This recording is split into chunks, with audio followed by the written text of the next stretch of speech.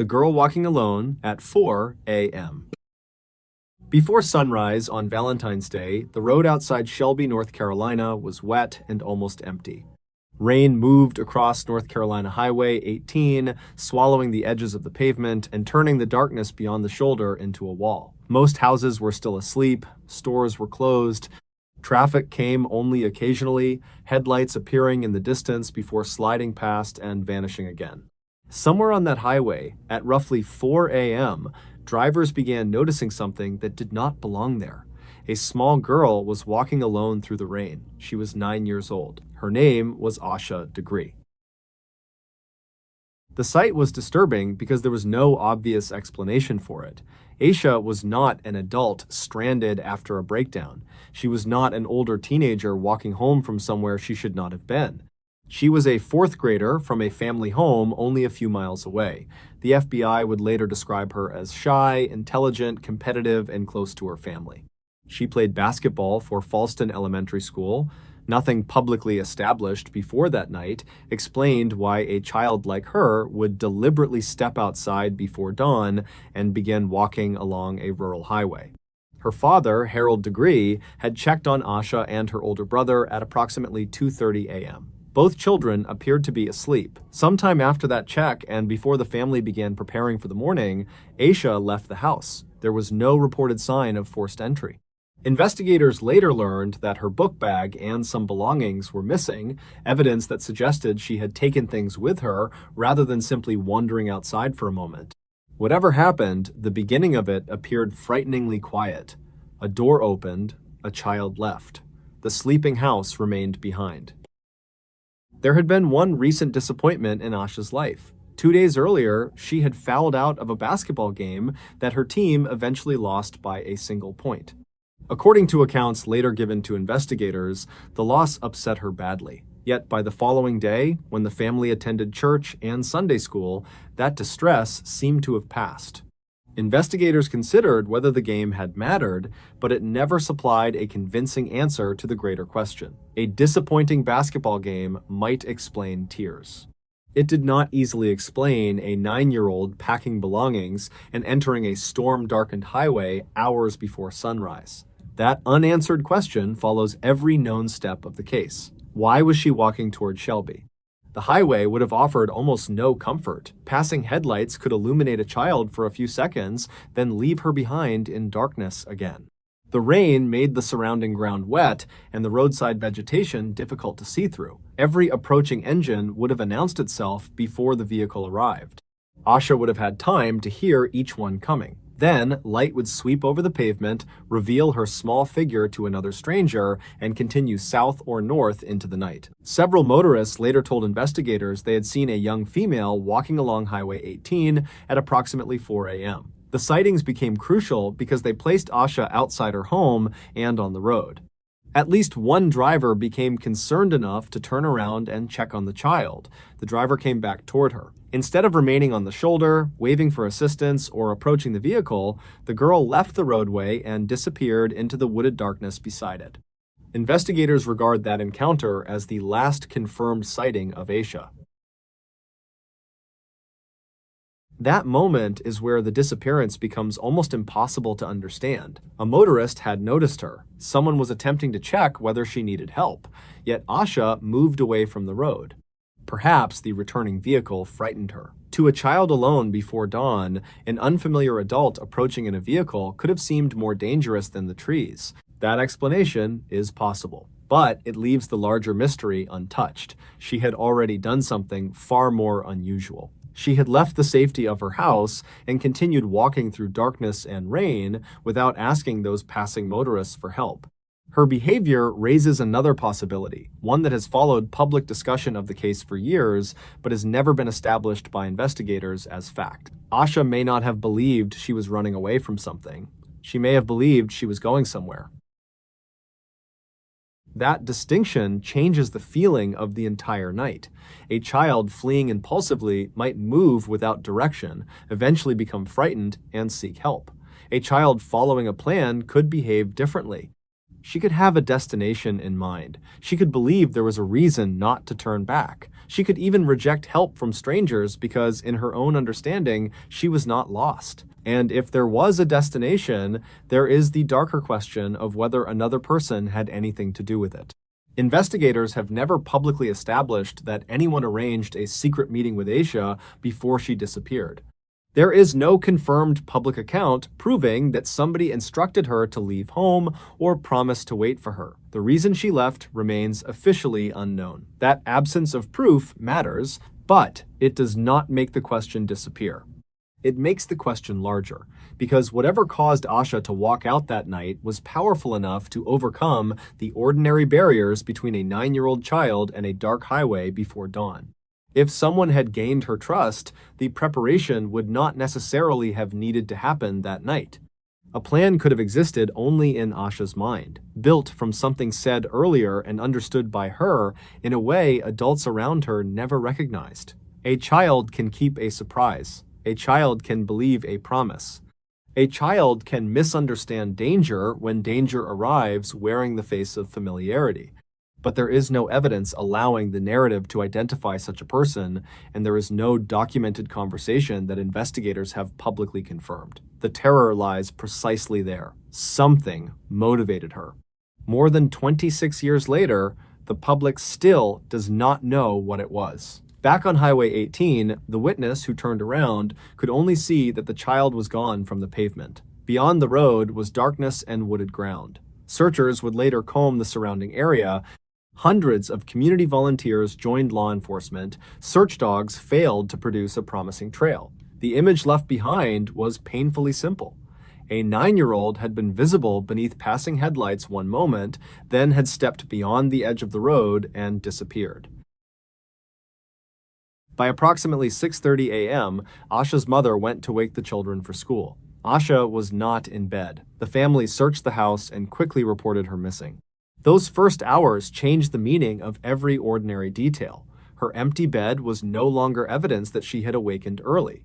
The missing book bag was no longer simply an absent school item. The reports coming from Highway 18 meant the impossible thing the family feared had actually happened. Asha had apparently been out there, alone. And whatever destination had existed in her mind had carried her away from home rather than back toward it. As the investigation expanded, authorities received more leads, but no explanation closed the distance between the bedroom and the highway. Years later, investigators disclosed another possible clue. A witness may have seen Aisha getting into a dark green vehicle described as an early 1970s Lincoln Continental Mark IV or Ford Thunderbird with rust around the wheel wells. The information was treated as a lead, not as a confirmed account of what happened after the final highway sighting. Yet, it added another disturbing possibility to the blank space after she vanished into the trees. If Aisha eventually entered a vehicle, the question becomes whether she entered willingly, under pressure, or because she had finally encountered the person she expected to see. No publicly confirmed evidence answers that question. For more than a year, the disappearance produced no discovery capable of explaining where she had gone. Then, on August 3, 2001, construction workers working roughly 30 miles north of the last confirmed sighting found something buried near Highway 18 in neighboring Burke County. It was Asha's book bag. The distance alone changed the landscape of the mystery. The bag had not simply remained somewhere beside the stretch of road she had walked. It appeared far from the place where motorists had seen her. Investigators confirmed that the book bag belonged to Asha. Inside were objects that created still more questions, including a copy of The Doctor. Seuss book, Times McElligot's Pool, Times from the library at Aisha's elementary school, and a New Kids on the Block concert shirt. Investigators said those two items did not belong to Aisha. Their presence has never been publicly explained.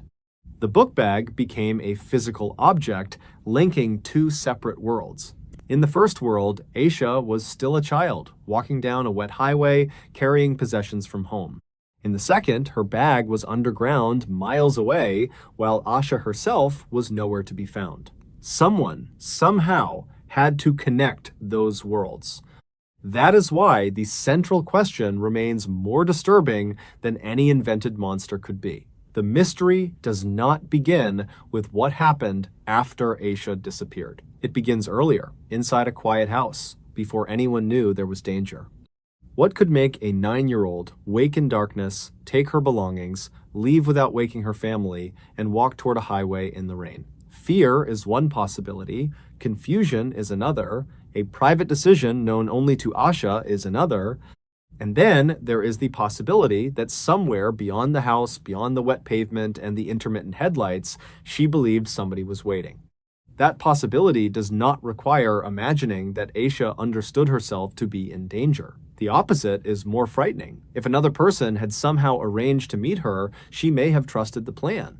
She may have believed there was a perfectly understandable reason to keep walking. She may have thought the darkness was temporary and that the person at the end of it was familiar, safe, or expecting her. None of that has been proven. But neither has any innocent explanation for her departure. Decades passed. The FBI, the Cleveland County Sheriff's Office, and the North Carolina State Bureau of Investigation continued working the case. Search teams returned to old evidence. New leads were developed, properties were searched again in 2024 and 2025. Court documents connected with those later investigative efforts revealed that investigators had come to believe Asha was the victim of a homicide and that her body had been concealed. No arrest followed those disclosures, and no one has been convicted in connection with her disappearance. As of 2026, authorities were still asking for information. 26 years had passed since the night when motorists saw a small child moving through the rain on Highway 18. The highway remained, cars still traveled it in darkness, the wooded shoulders still began where the pavement ended, but the final confirmed image of Asha had never changed. She was 9 years old. She was walking before dawn. A concerned driver came back toward her. And instead of coming closer, Asha Degree left the road and disappeared into the trees. The most haunting part is not that nobody knows exactly what happened after she entered that darkness. It is that nobody has publicly explained what she believed was waiting for her on the other side of it. The blimp came back without its pilots. By late morning, the thing over Daly City no longer looked like a Navy aircraft under command. It looked wounded. Its enormous fabric envelope sagged strangely in the middle as it drifted above the neighborhoods south of San Francisco, low enough for people on the ground to understand that something was wrong. It scraped across rooftops and utility lines. It descended without the deliberate movement expected from a trained pilot. Hundreds of people watched the slow, helpless passage of the blimp while police and firefighters moved toward the place where it seemed certain to come down. Somewhere inside that hanging control car, they expected to find injured men fighting to keep their aircraft alive. They were wrong.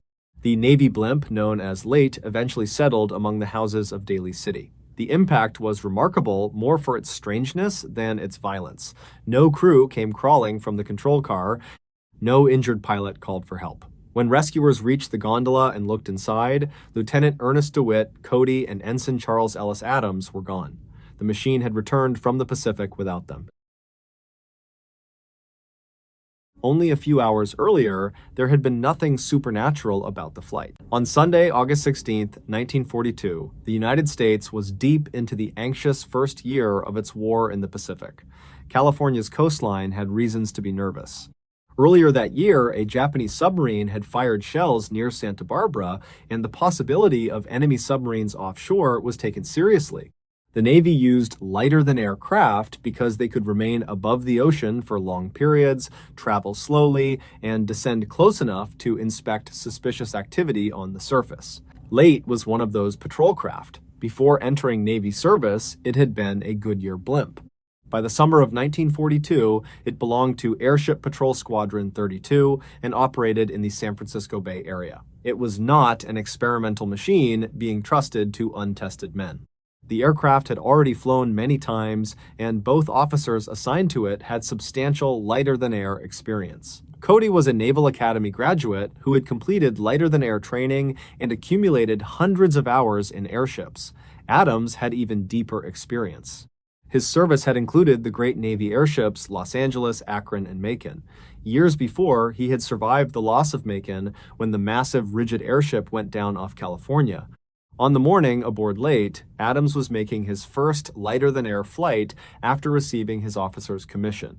There had originally been a third man associated with the flight, machinist's mate James Riley Hill. Heavy morning moisture had added weight to the blimp, however, and he was removed before departure. What remained was a crew of 2 men inside the compact gondola beneath a vast helium envelope. At 6:03 a.m., Late lifted away from the San Francisco area and headed toward its patrol station offshore. The coast that morning was calm and overcast. From the gondola, the world below would have been divided between gray Pacific water and a ceiling of cloud, with the aircraft moving slowly enough that boats beneath it could watch its progress. Unlike a fast patrol plane, a blimp did not slash through the sky. It lingered, its engines carried it patiently above the ocean, giving the men inside time to study anything that looked wrong. For more than an hour, nothing appears to have disturbed the patrol. At 7:38 a.m., Cody radioed that Late was roughly 3 miles east of the Farallon Islands. 4 minutes later came another transmission. They had found something.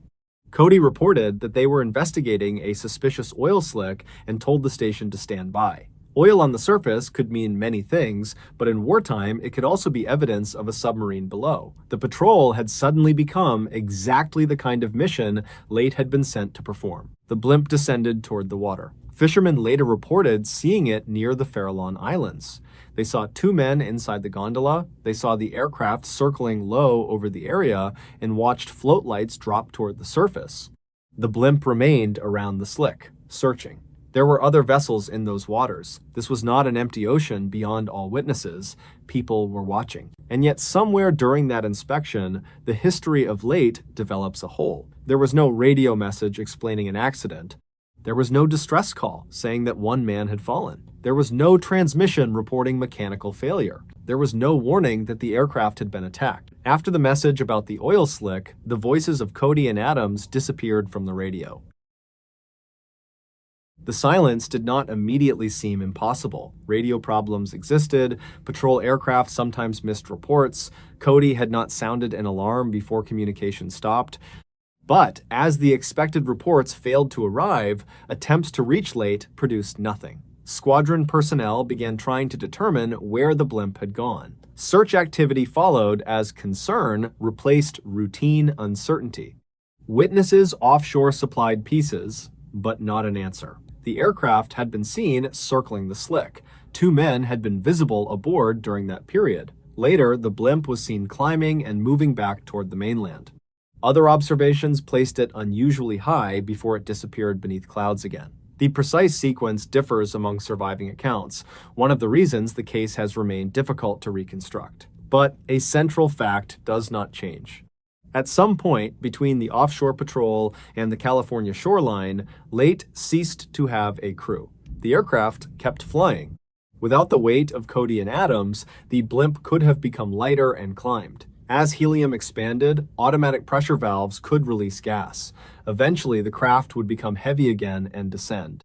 That physical cycle offered investigators an explanation for the bizarre movements later witnessed from the ground. It did not explain why the men were gone. Near the coast, the mystery became visible. Late came down around the beach south of San Francisco, its wheel dragged along the sand, the aircraft struck the shoreline and terrain, then rose again. Accounts describe people attempting to restrain it after it touched down. When men on the ground looked toward or into the gondola, no Navy crew appeared. One of the blimp's heavy anti-submarine depth charges was knocked loose during the uncontrolled contact with the ground. The loss of that weight made the blimp lighter again. So, the empty aircraft rose. There is something particularly disturbing about that part of the Late story. A crashed aircraft is understandable. A sinking ship is understandable. Wreckage suggests the violence that destroyed it. Late did not behave that way. It touched the earth without its pilots, escaped the people attempting to hold it, and climbed back into the sky. Then, the wind carried it inland. People looked upward as the huge naval blimp drifted across inhabited neighborhoods. Its envelope was losing shape as helium escaped, producing the grotesque, sagging appearance photographed that day.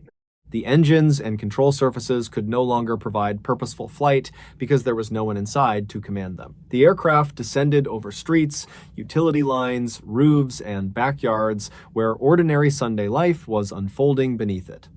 When it finally came down in Daly City, emergency personnel approached expecting the obvious explanation. Perhaps the pilots were unconscious. Perhaps they were injured inside. Perhaps someone had been trapped in the wreckage. Instead, they encountered absence.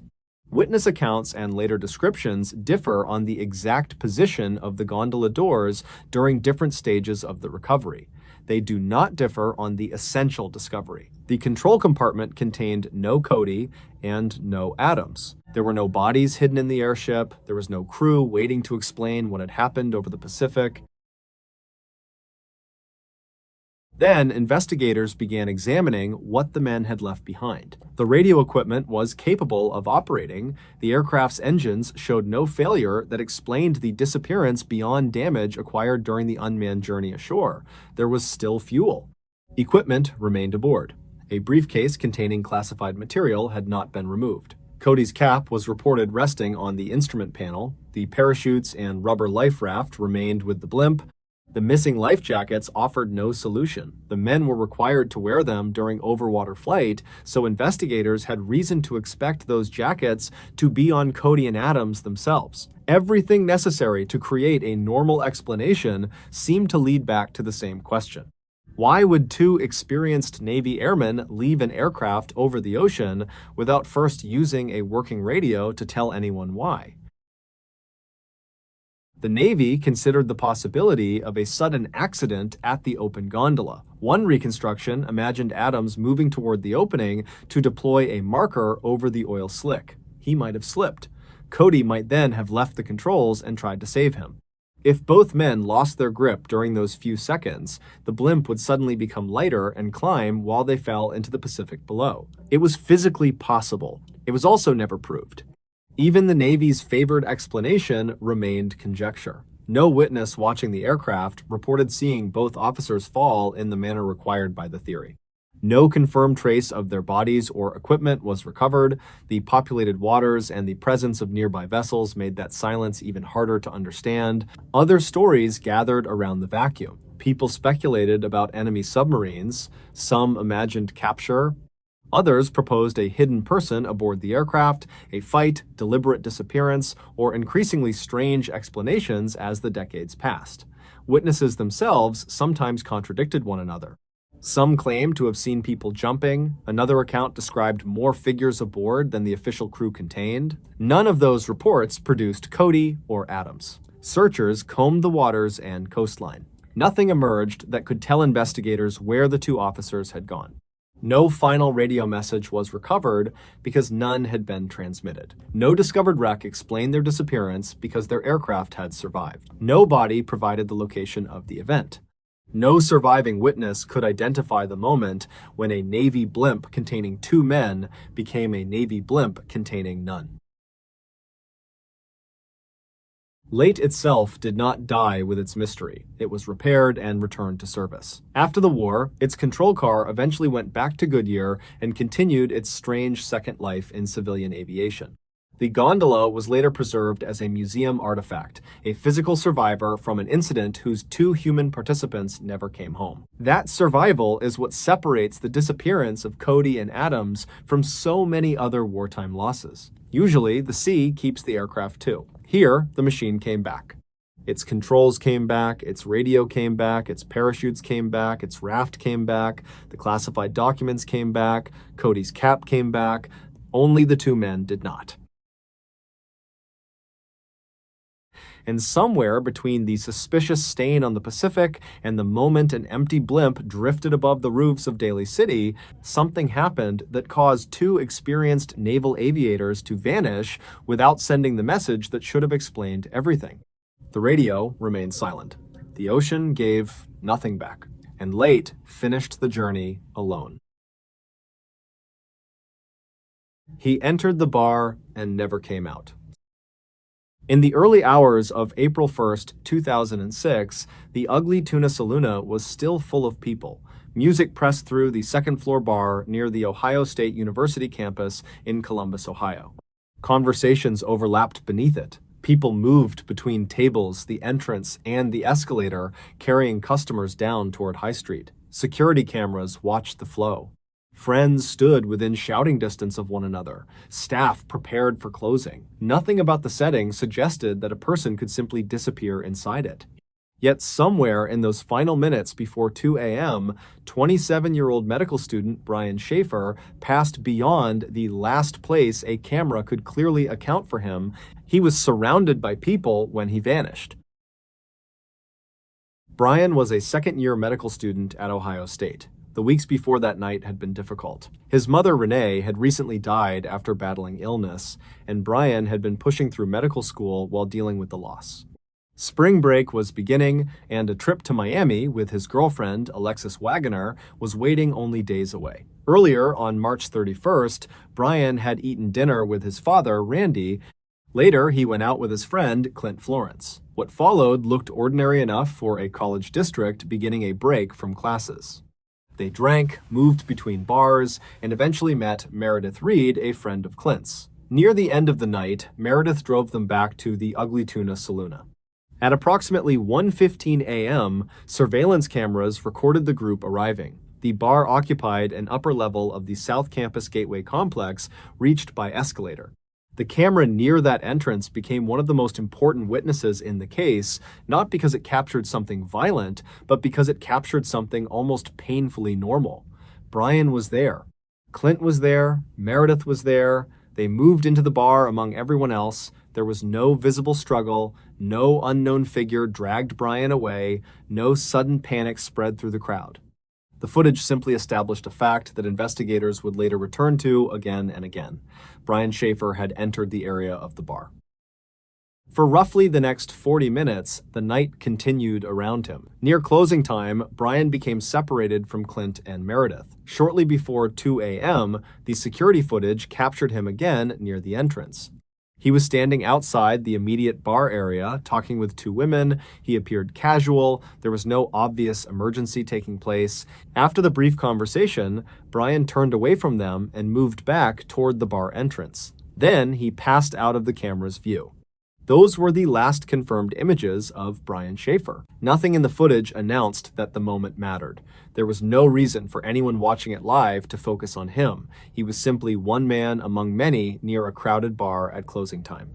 The camera continued recording after he disappeared from its frame. Other people crossed through the same space. Customers began preparing to leave. The building continued behaving like a building. The machinery ran. The lights remained on. The escalator continued carrying people between floors. Brian never appeared on that camera again. At approximately 2 a.m., the Ugly Tuna Saloon closed. The crowd began moving out. Clint and Meredith looked for Brian and tried calling him. They waited for him outside, expecting him to emerge with everyone else. He did not. At that point, the absence did not yet resemble a disappearance. A friend leaving a bar without telling the others was irritating, but hardly impossible. Brian could have walked home. He could have found someone else. He could have decided he was finished for the night and slipped away in the confusion. So Clint and Meredith eventually left. The following day, however, Brian remained unreachable. Calls went unanswered. His car was still at his apartment. Nothing immediately indicated that he had returned and then left again. As the weekend continued, concern replaced annoyance.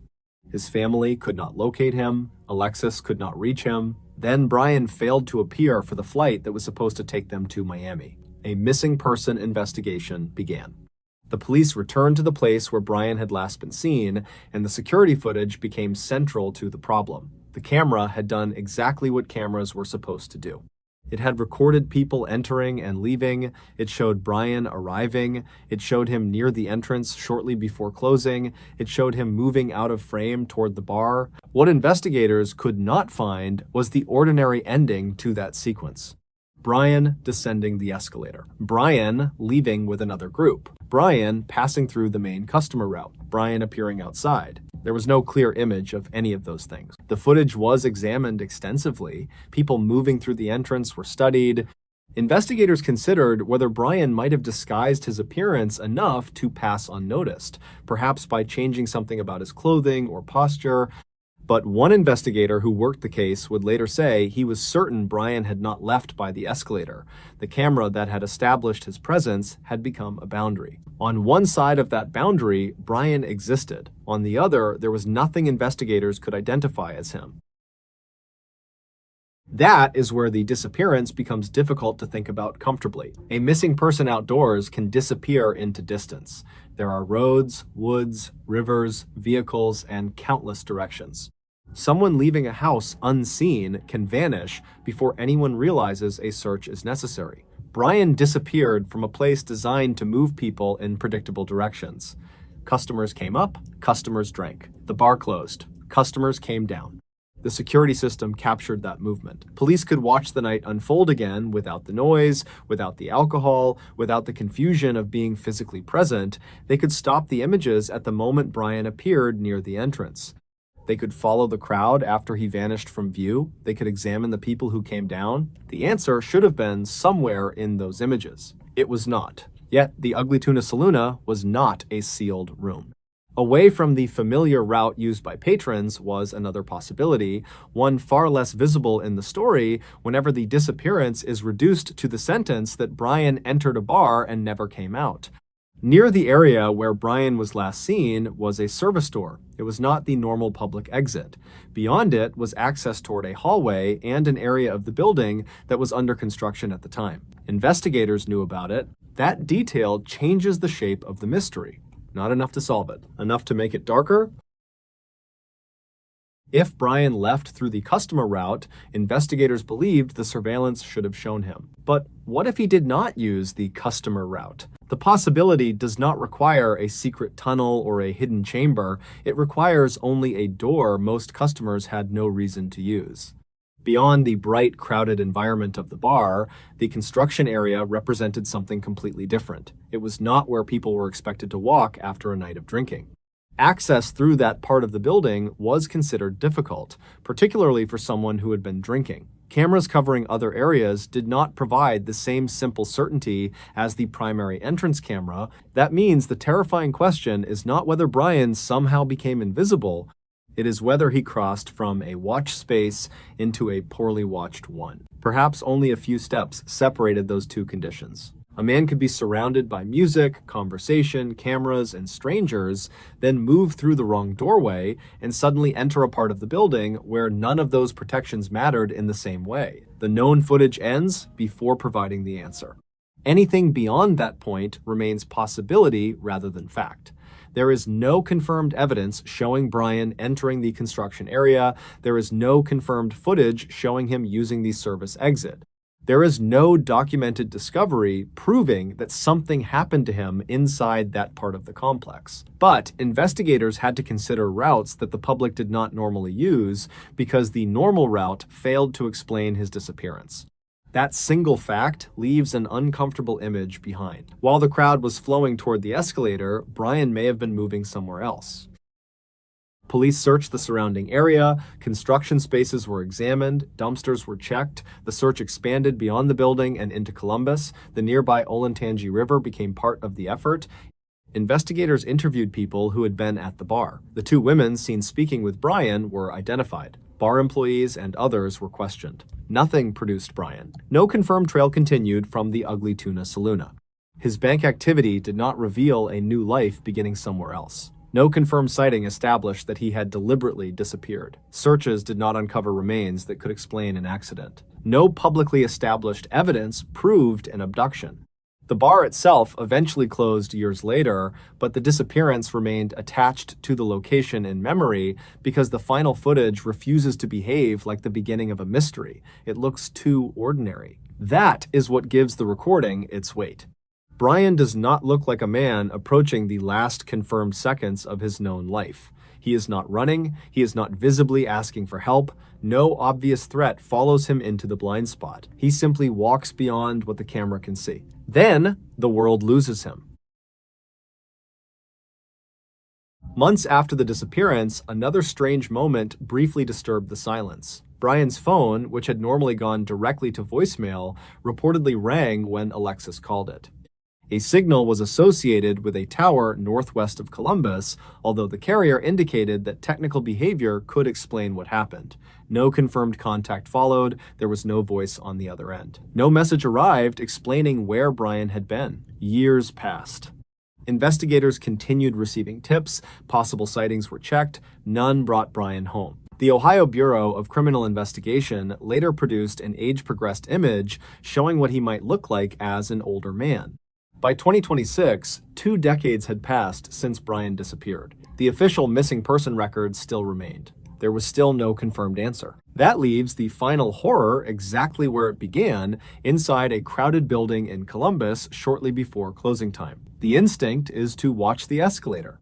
It is natural to study the people coming down, searching every face for the tall medical student who had gone upstairs less than an hour earlier. It is natural to expect the mystery to reveal itself among the customers because customers are supposed to leave through the customer exit. But the longer the footage is considered, the more attention shifts away from the crowd, away from the escalator, away from the doorway everyone used, toward the part of the building almost nobody watching the story thinks about at first: the service access, the unfinished space. The route meant for someone else. There is no evidence proving Brian took it. There is only the disturbing fact that the obvious route never returned him to the camera. Somewhere between the last image of Brian near the bar entrance and the moment his friends waited for him outside, an ordinary night became a disappearance that has survived for decades. Perhaps the answer was never hidden among the hundreds of people leaving. Perhaps investigators were looking at the correct camera while Brian was already beyond it. And if that is what happened, then the most frightening part of Brian Schaefer's disappearance is not that he walked into a crowded bar and somehow ceased to exist. It is that somewhere inside a building full of witnesses, there may have been a point where the crowd ended, the cameras became uncertain, and a different way out began. Brian may have crossed that point without anyone noticing. After that, no confirmed witness ever saw him again.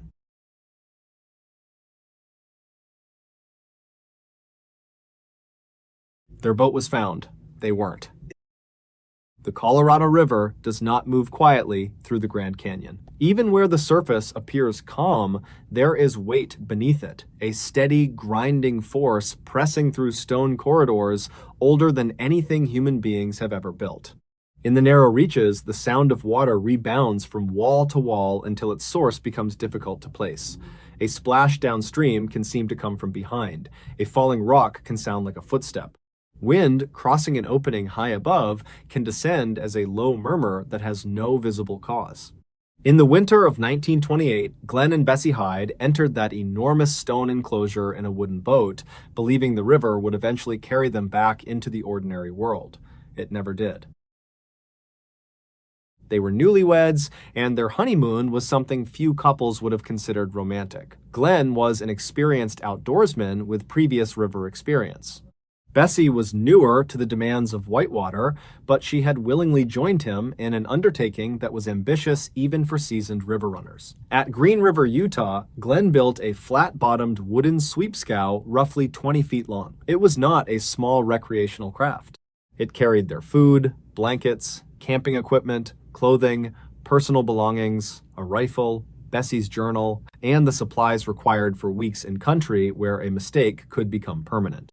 On October 20th, 1928, they launched. Their route would take them along the Green River, into the Colorado, and eventually through the Grand Canyon toward Needles, California.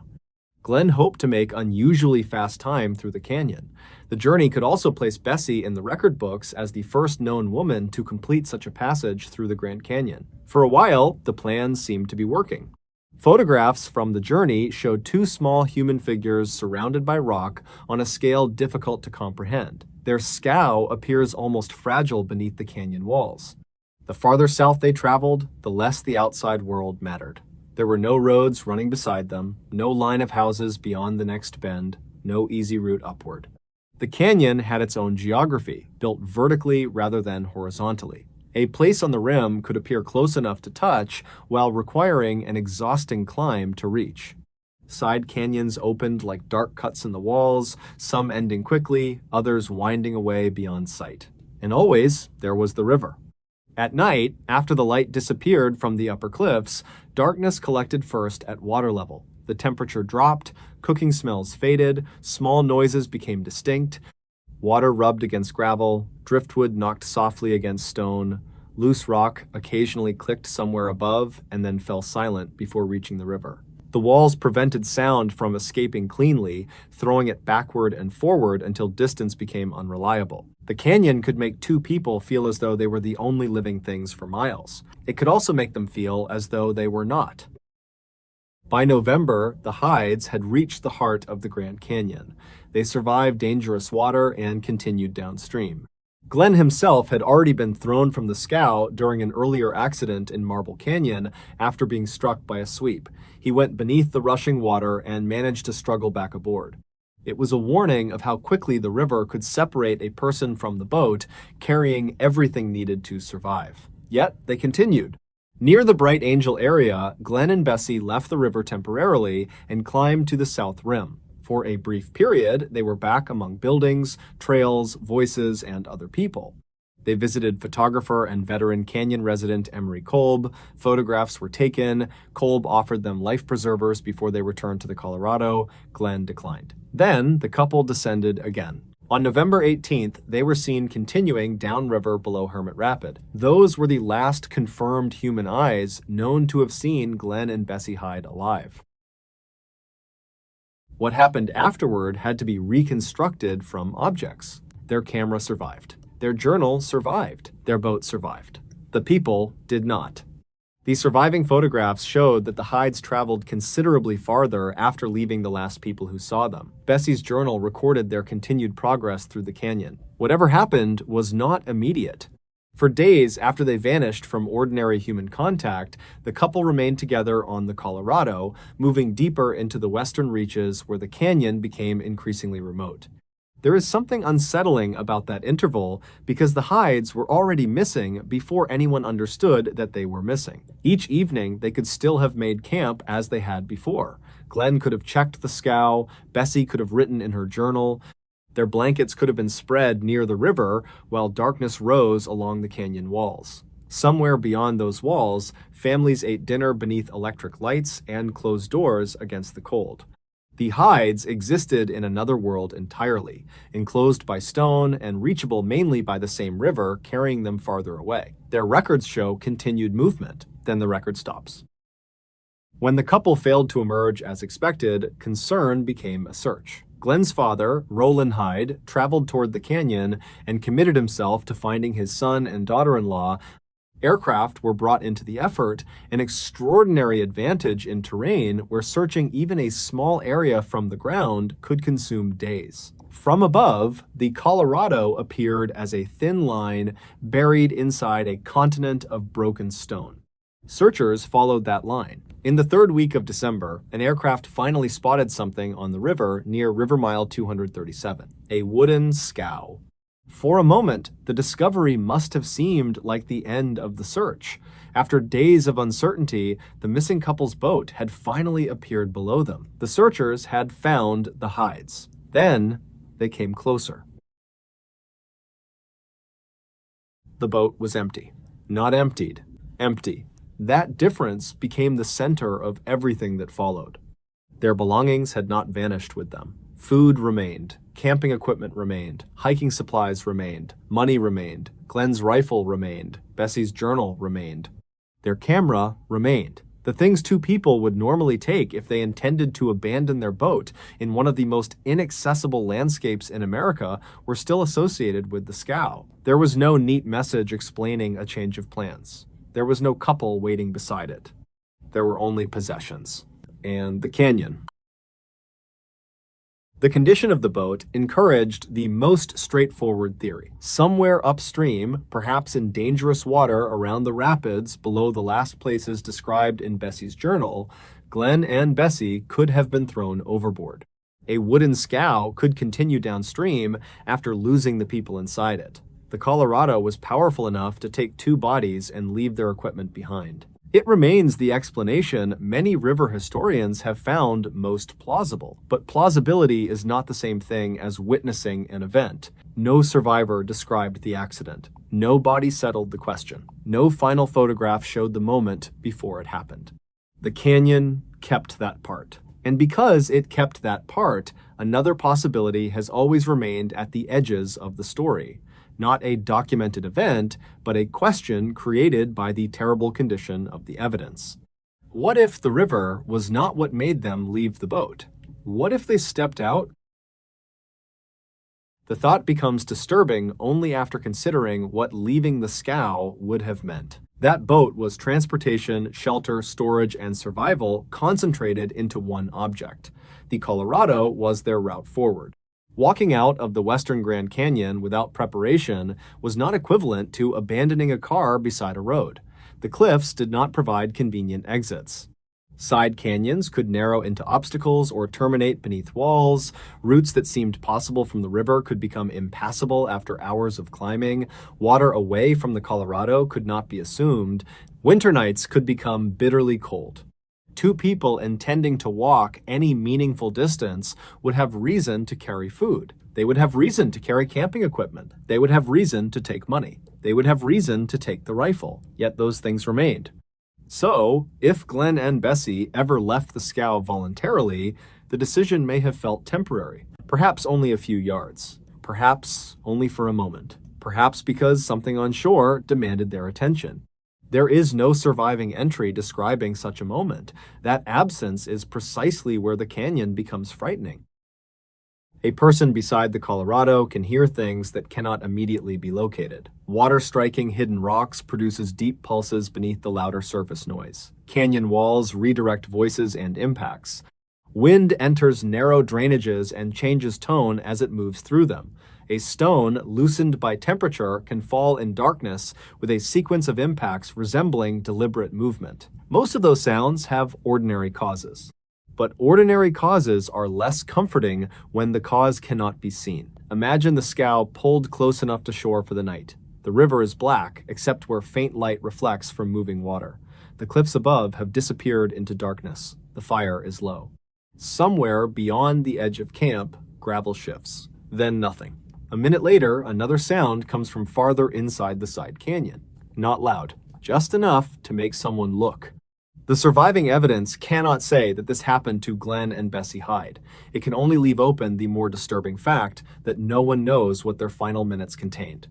The last pages cannot tell whether they faced roaring water, unstable stone, injury, darkness, or something that caused them to focus on the shore instead of the river. That uncertainty changes the appearance of the abandoned boat. It stops looking like wreckage. It begins to look like a place two people expected to return to. Searchers examined the country around the river. Side canyons, banks, possible routes, and stretches of water became part of repeated efforts to locate the missing honeymooners. Roland Hyde continued pursuing answers long after the first search ended. He spent money, returned to theories, and struggled with the possibility that the canyon contained some overlooked place where his son and Bessie might still be found. Nothing confirmed where they went. No remains of Glenn were recovered. No remains of Bessie were recovered. No personal trail of discarded equipment led searchers away from the Colorado. The canyon offered an intact story almost to the final page, then tore that page away. Years later, rumors accumulated around the disappearance. People proposed accidents, murder, escape, hidden identities, and other explanations. Claims surfaced and collapsed.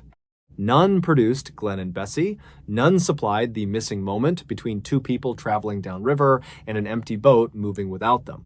Even the objects they left behind seemed almost deliberately unhelpful. The journal established progress, but not fate. The camera preserved images, but not the final scene. The rifle could prove they had possessed protection, but could not explain why they were separated from it. Their food showed they had provisions. Their hiking equipment showed they had tools for leaving the immediate river corridor. Everything answered one question and created another. They had been prepared. So why was everything still there? The Grand Canyon has had nearly a century to erase whatever traces may once have existed. Floods have rearranged beaches, rockfalls have altered shorelines, sand has covered and uncovered ground countless times, driftwood has entered and disappeared, the Colorado has continued moving through the same corridor, indifferent to the human need for conclusions. That may be the most disturbing part of the Hyde disappearance. The canyon did not need to destroy their boat. It did not need to scatter every possession. It did not even need to hide the evidence that they had successfully traveled deep into its interior. It only had to remove 2 people. When the searchers finally reached the scow, they found nearly everything a missing couple should have needed. They found the vessel that was supposed to carry Glenn and Bessie Hyde out of the Grand Canyon. They found the food that should have kept them alive. They found the equipment they could have used on shore. They found the journal that had recorded their journey. They found the camera that had watched portions of it.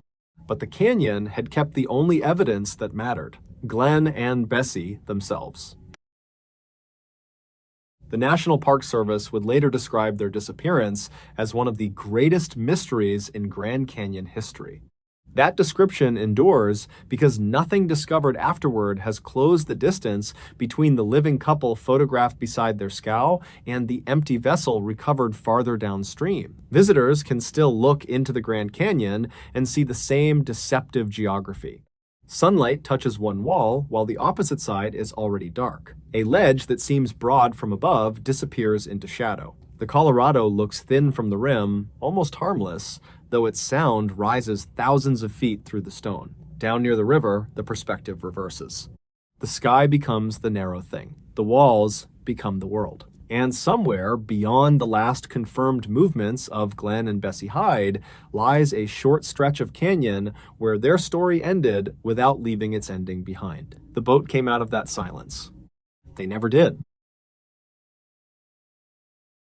The man in room 1046 wasn't alone. Long before anyone knew the name Artemis Ogletree, there was only a room, a false name, and a young man who seemed determined to sit where almost no light could reach him. In early January of 1935, the President Hotel stood in downtown Kansas City, Missouri, surrounded by a city with a thriving nightlife and a reputation for vice. Somewhere high above its lobby, behind the door of room 1046, a guest kept the shades drawn. He carried almost nothing. He asked for an interior room away from the street, and before anything terrible happened to him, he told a hotel maid that he was waiting for someone. The young man arrived during the early afternoon of January 2nd, 1935. He registered as Roland T. Owen and gave Los Angeles as his home. The name would eventually prove false. He was neatly dressed and wore a dark overcoat, but he had no suitcase. Bellboy Randolph Probst escorted him upward and watched him unpack everything he appeared to possess: a black hairbrush, a comb, and toothpaste. That was all. Staff noticed a prominent scar near his temple and damage to one ear that made some believe he might have boxed or wrestled. He spoke politely. Nothing about him demanded alarm. Yet, his request was specific. He wanted a room several floors above the lobby, facing inward rather than toward the street. He was given room 1046.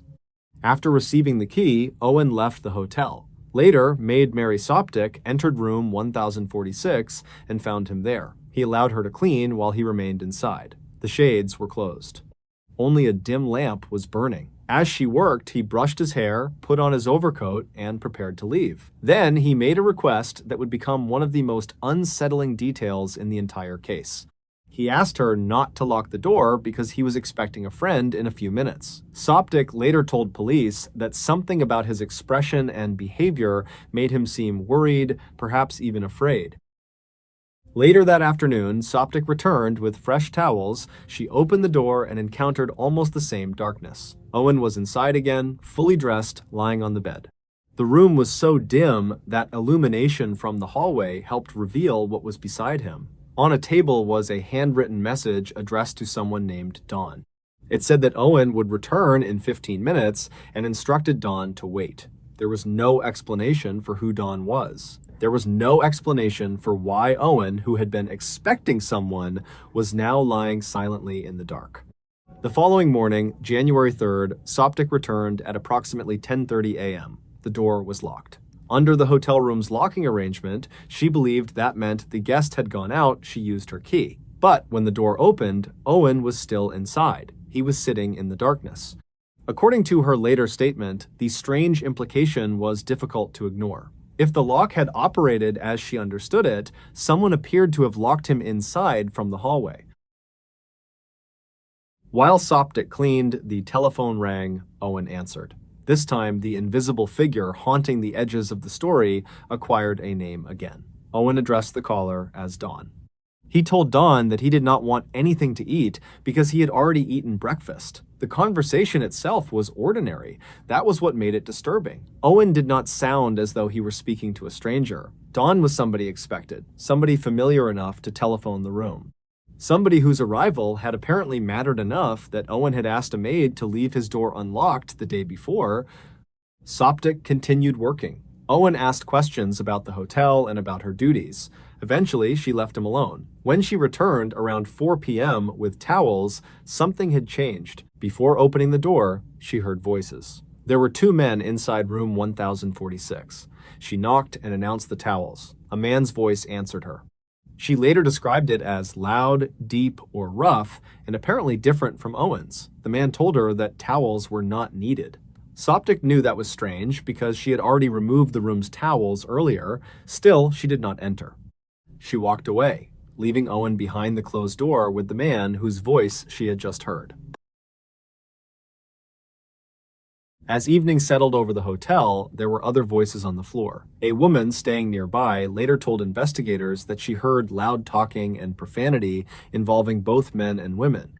An elevator operator described unusual traffic through the hotel that night, including a woman known to employees for visiting male guests. She asked about room 1046, but apparently did not find the man she expected there. None of those movements was ever conclusively tied to Owen's murder. In a hotel where strangers crossed corridors and elevators throughout the night, investigators were left with movement, voices, and fragments rather than a clean sequence. There was another account from that night. At about 11 p.m., city worker Robert Lane was driving when a lightly dressed young man ran into his path, apparently mistaking the vehicle for a taxi. Lane gave the stranger a ride to an area where taxis could be found. During the drive, Lane noticed an injury on the man's arm and recalled the stranger speaking angrily about killing someone the following day. After the death in room 1046 became public, Lane viewed the body and believed the man he had picked up had been Owen. Investigators could never establish with certainty that it was him. By the early morning of January 4th, the story returned entirely to the hotel. At approximately 7 a.m., a switchboard operator noticed that the telephone in room 1046 was off the hook.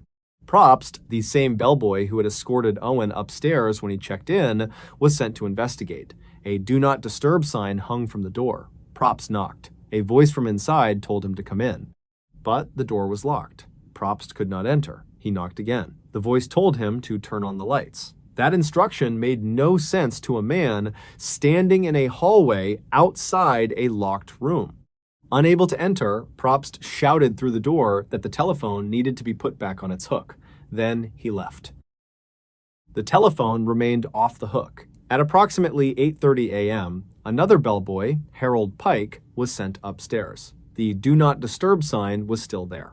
Pike received no answer, but this time he had a key. He opened the door. The room was dark. Owen was lying naked on the bed, breathing heavily. In the weak illumination from the corridor, Pike noticed dark areas on the bedding, but did not immediately understand what they were. The telephone itself had been knocked from its stand. Believing Owen was intoxicated, Pike replaced the receiver and left. Roughly 2 hours passed. Then the telephone came off the hook again. Shortly after 10:30 a.m., Probst was sent back upstairs. The "Do Not Disturb" sign still hung outside room 1046. He knocked and heard nothing. This time, he had a key. The door opened. Only then did the shape of what had been happening in the darkness begin to reveal itself. Owen was near the door, on his knees and elbows, his head covered with blood. Probst switched on the light. Blood was visible on the bed. It was on the walls. It was in the bathroom. Probst rushed downstairs for help. When he returned with an assistant manager, Owen had collapsed against the door, preventing it from opening fully. Eventually, they entered. A doctor and police were summoned. The young man, who had spent the previous days sitting quietly behind closed shades, had been devastated by violence. Cord had been tied around his neck, wrists, and ankles. His neck showed evidence consistent with an attempt to strangle him. He had been stabbed repeatedly in the chest, with one wound puncturing a lung. Blows to his head had fractured his skull. Blood had marked not only the bed, walls, and bathroom, but reportedly reached the ceiling. Published accounts later reported an exchange that made the room even stranger. When asked who had done this, the wounded man reportedly answered that nobody had. He was also reported to have claimed that he had fallen against the bathtub while denying that he had attempted suicide. Later examination of the surviving medical documentation complicated that account because the original affidavit did not record him speaking during the doctor's examination. What was certain was that Owen soon lost consciousness. He was taken to the hospital in a coma and died shortly after midnight on January 5, 1935. The physical evidence made the idea of a simple accident impossible to reconcile with the room. His clothing and belongings had vanished. No weapon capable of explaining the stab wounds was recovered there. Investigators found assorted objects, including a hairpin, a safety pin, an unsmoked cigarette, glasses, and a bottle containing diluted sulfuric acid. Prints believed by investigators at the time to be from a woman were found on the telephone and could not be matched to Owen or hotel workers known to have entered the room. A doctor examining the drying blood believed the most serious injuries had been inflicted hours before the final discovery. Then, police discovered something almost as unsettling as the murder itself. Roland T. Owen did not appear to exist. The Los Angeles address led nowhere. Another nearby hotel remembered a similar young man staying under a different name. Photographs of the dead guest were distributed. The body remained unidentified while detectives followed leads across the country. For a time, the man from room 1046 existed only as the false identity he had written on a hotel registration card. When arrangements were eventually being made to bury the unidentified man in a pauper's grave, an anonymous caller intervened and offered money for a proper burial. Police records and contemporary reports preserved a chilling explanation attributed to that caller. Owen had not played fairly, and a cheater had received what was coming to him. Money arrived. So did American Beauty roses, accompanied by a message signed with the name Louise. Police watched the grave after the funeral, but nobody appeared. The dead man would not regain his real name until much later. His photograph eventually reached Ruby Ogletree in Birmingham, Alabama. She recognized the face and, more importantly, the distinctive scar left by a childhood burn. Roland T. Owen was her son, Artemis Ogletree, a young traveler who had left home during 1934. Police records reviewed decades later placed him in Kansas City before the murder and showed that at several hotels he had been associated with a man signing himself as Don Kelso. But even identification did not bring clarity. Ruby had received communications supposedly from Artemis after he was already dead. Some were typewritten, although she said her son did not know how to type. One claimed he was traveling, another story eventually placed him overseas. A caller from Memphis even told Ruby that Artemis was alive in Cairo, Egypt. Someone appeared to be constructing a life for a dead man, extending his journey on paper while his body had already been buried in Kansas City. Police investigated men connected to the name Donald Kelso. Years later, one convicted killer attracted particular suspicion because he had used that alias. Kansas City investigators became convinced enough to pursue him, but a later Federal Bureau of Investigation handwriting comparison did not support the connection. The trail collapsed. The voices heard behind the hotel door remained without faces. The murder remained without a proven killer. And that is what leaves room 1046 colder than an ordinary unsolved killing. Before the blood, before the cords, before the telephone lay on the floor, Mary Soptic had already been given a warning without recognizing it as one. A young man sat in a darkened room with the shades drawn. He seemed worried. He asked that his door remain unlocked because somebody was coming. A note told Dawn to wait. A telephone call came from Dawn. Then, on the following afternoon, another man's voice answered from inside the room. The next morning, after hours of unexplained voices and an off-hook telephone, Artemis Ogletree was dying. No surviving investigation has established who entered that room, who left it, or precisely what happened while the door remained closed. No one was ever convicted of his murder.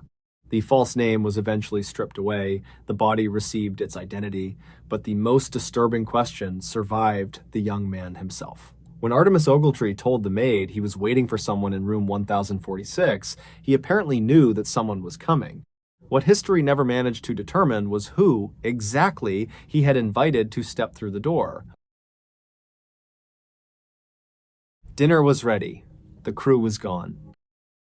At 6:30 a.m. on January 31st, 1921, the winter light over Cape Hatteras was barely strong enough to separate the ocean from the sky. The Atlantic beyond the beach was the color of cold iron, broken by long bands of white water where diamond shoals waded beneath the surface. A Coast Guardsman watching from shore saw something enormous standing inside those breakers. At first, it looked less like a wreck than a ship that had sailed deliberately into shallow water and simply stopped. 5 masts rose above the spray. Canvas still hung from them. The schooner was upright, caught hard on the shoal, with the sea striking her sides again and again. No one could be seen moving on deck. The vessel was the Times Carroll A. Deering, a large 5-masted commercial schooner built in Bath, Maine, only a short time before. She had carried coal to Rio de Janeiro and was returning north in ballast toward Hampton Roads. Somewhere between South America and the North Carolina coast, the ordinary rhythm of that voyage had ended. Yet, from shore, there was almost nothing to explain when. The sails remained set, no distress flags warned of sickness, collision, or mutiny. No desperate signal had been reported during the night. The ship had reached one of the most dangerous stretches of water on the American coast without anyone appearing to stop her. The surf around Diamond Shoals made an immediate boarding impossible. Heavy seas pushed through the wreck, and rescuers could only circle near enough to study her from a distance. They called toward the schooner. They watched the rails. They searched the openings between the deckhouses for the movement of a coat, an arm, a face. Nothing answered. For hours, the Times, Deering Times, remained in full view, large enough to hold an entire working crew and silent enough to seem empty. That silence was made stranger by what had happened shortly before she reached Cape Hatteras. On January 29th, the schooner had passed the Cape Lookout lightship. Someone aboard hailed the lightship and reported that the Times, Deering Times, had lost her anchors. The man speaking did not appear to the keeper to be the vessel's captain or an officer. Crewmen were seen gathered in an unusual part of the ship. Then, the schooner continued north. The following day, the steamship Times Lake Elon Times saw her near Diamond Shoals at about 5:45 p.m. Her course appeared peculiar. After that sighting, the documented trail went dark. The hours between that final sighting and the dawn discovery became the space into which every later theory had to fit. There was no surviving witness from the schooner to describe the final evening. No recovered ship's log preserved the last conversations. No crewman came ashore years later with an explanation.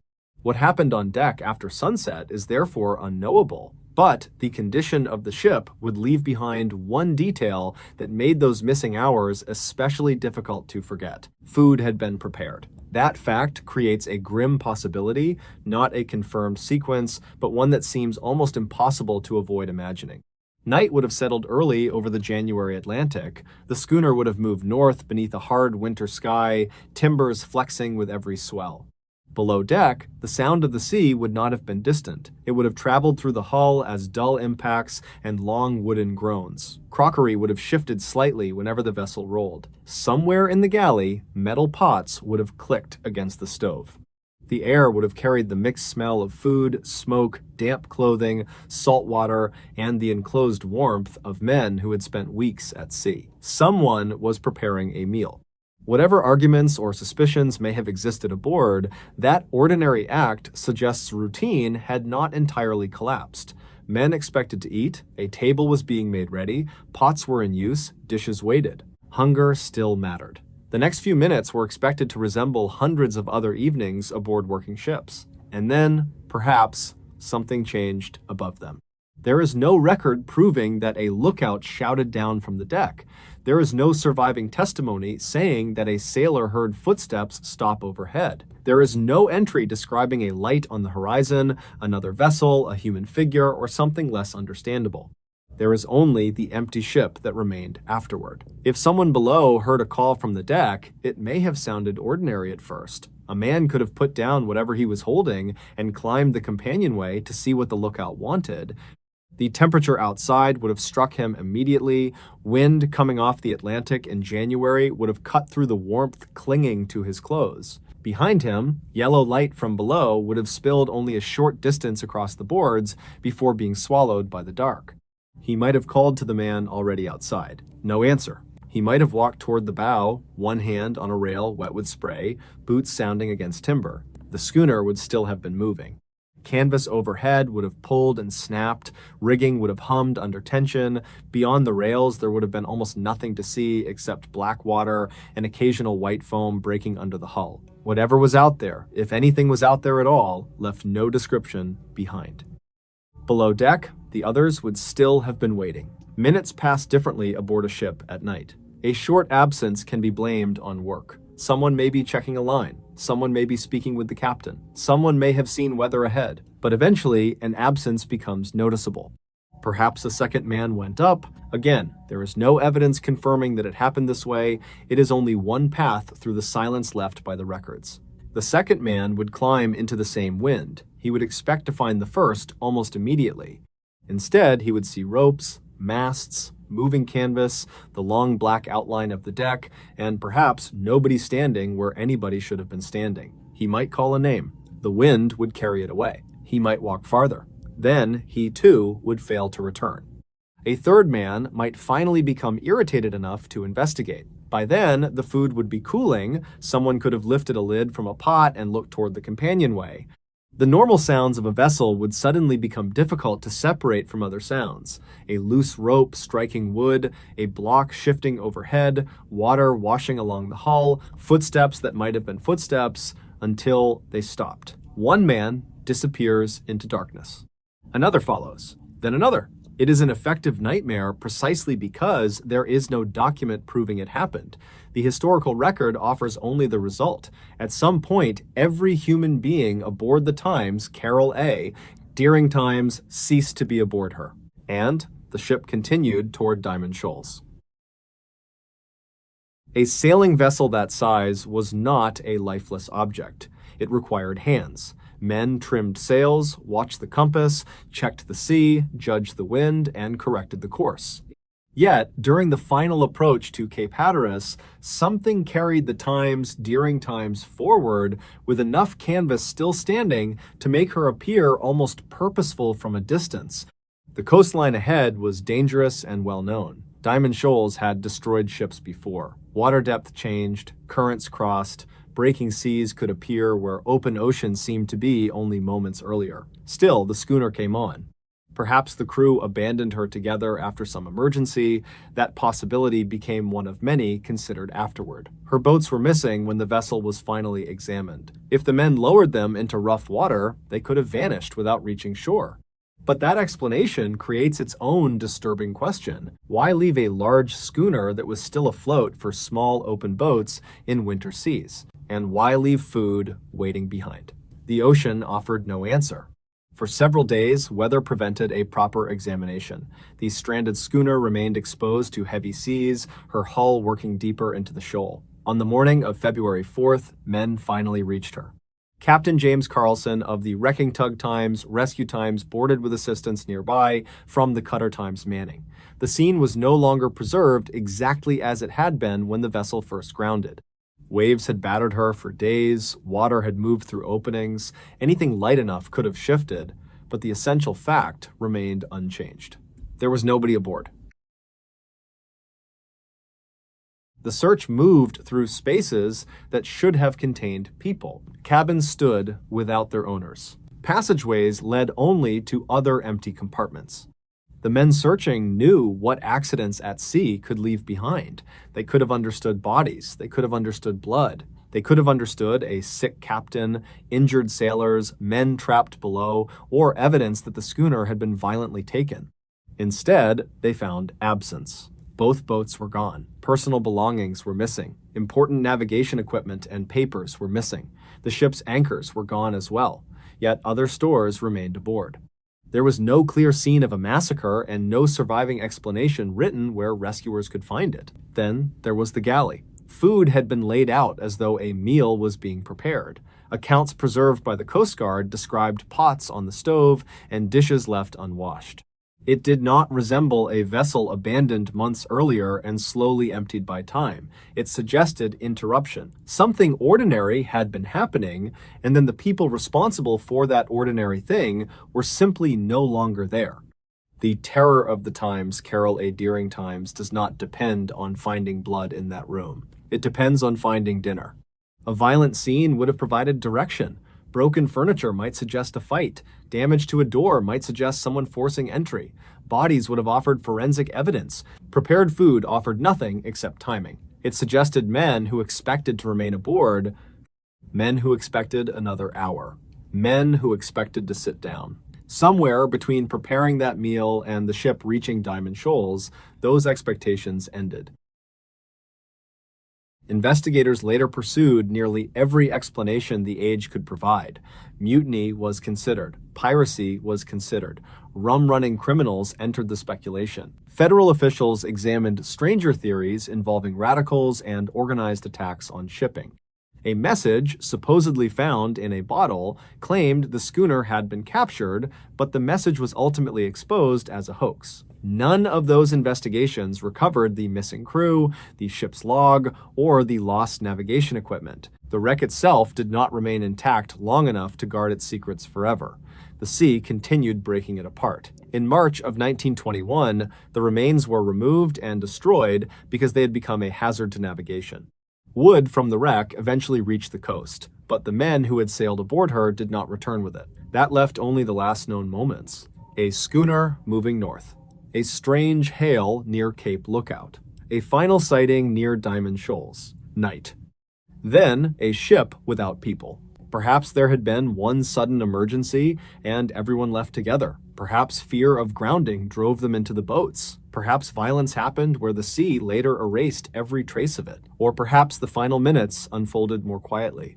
Perhaps one sailor stepped onto the deck because he thought he had seen something. Perhaps the others waited below while the food cooled. Perhaps another man went looking for him. Then another. Perhaps someone eventually climbed the companionway and realized that the voices he expected to hear were gone, while the schooner itself continued cutting through black water beneath full canvas. There is no evidence that proves such a sequence.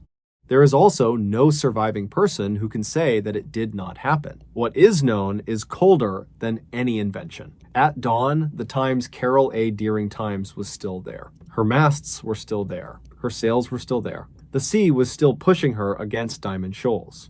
Inside, the remains of an ordinary meal waited for men who would never come back to finish it. And somewhere in the darkness, behind the schooner's final miles, every human voice aboard her had disappeared without leaving a definitive answer as to where it went.